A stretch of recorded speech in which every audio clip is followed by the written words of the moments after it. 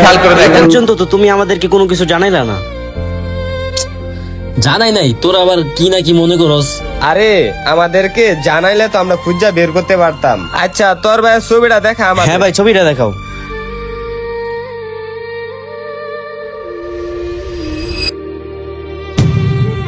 ভাই এটা তোমার ভাই?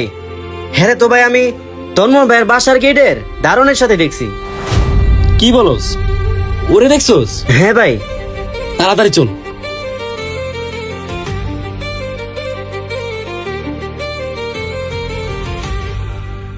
ভাই এটা তন্ময় ভাইয়ের গ্যারেজ, ওই যে ভাই হ্যাঁ দেখা যায়।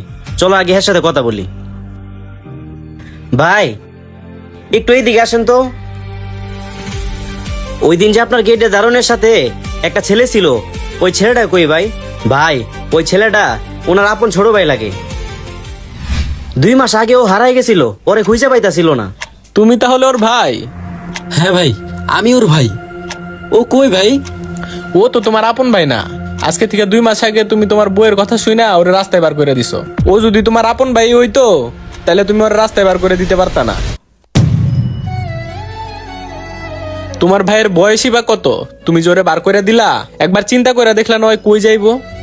শোনো, তোমার ভাই যেখানে আছে ভালো আছে, তোমার ওরে নিয়ে চিন্তা করা লাগবো না। তোমার ভাই বলছে তোমার আর তার প্রয়োজন নাই।